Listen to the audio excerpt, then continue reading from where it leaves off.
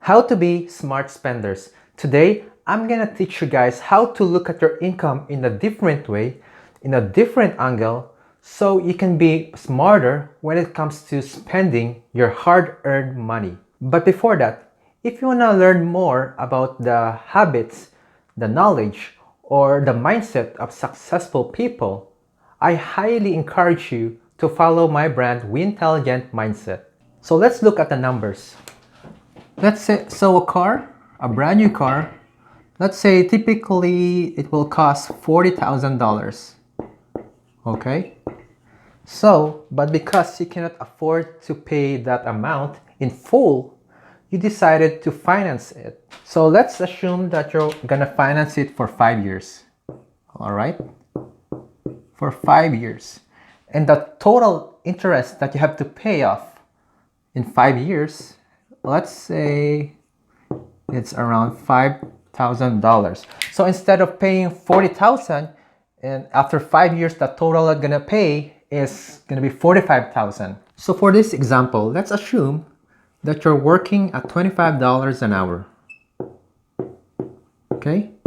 That means it would take you 200 hours, or if you're working 8 hours a day, it would take you 25 days just to pay off the interest. But let's say the monthly payments is still too expensive for you. It's too tight for your budget. So you want to extend the financing so your monthly payments can be lowered. So let's assume you want to extend it for another 2 years. So the total years that you have to pay off the car will be 7 years. So 7 years. So now, because you extended the years, you're gonna pay more interest.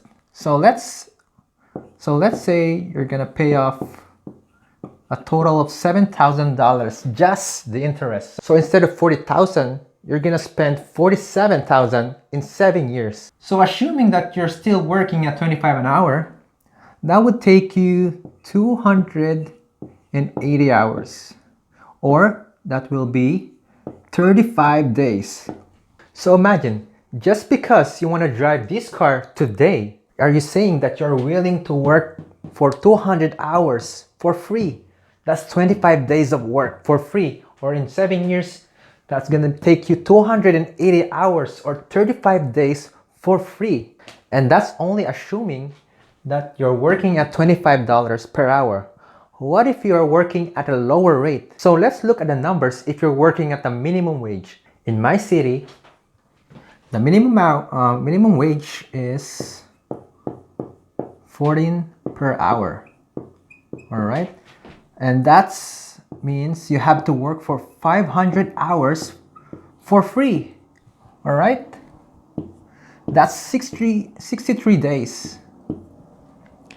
That's 63 days. That's 2 months of free work because you decided to buy this car today. But hold on a second. These numbers are not even accurate. You know why? Because I haven't included the tax yet. So if I put in the tax, let's say you're working at $25 per hour and your tax rate is 20%.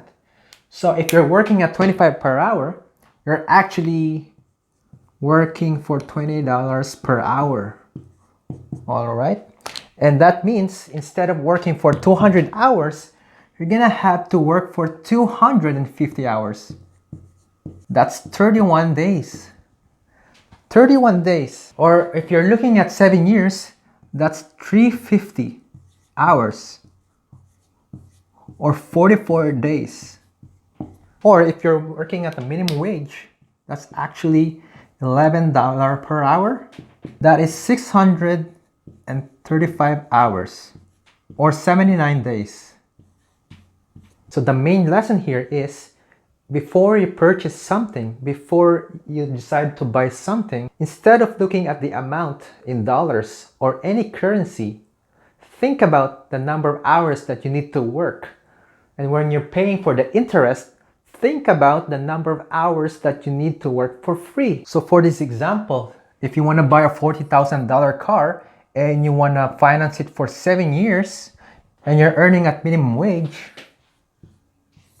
this is the number of hours or the number of days that you need to work for free. Just because you can afford the monthly payments doesn't really mean that you can really afford something. You can only really afford something if you can buy it twice, or you don't have to work extra hours just to pay off the interest. So that's it for today, guys. I hope I have transformed you into wise or smart spenders. And don't forget to follow my brand Wintelligent Mindset in all my platforms so you can finally be a winner.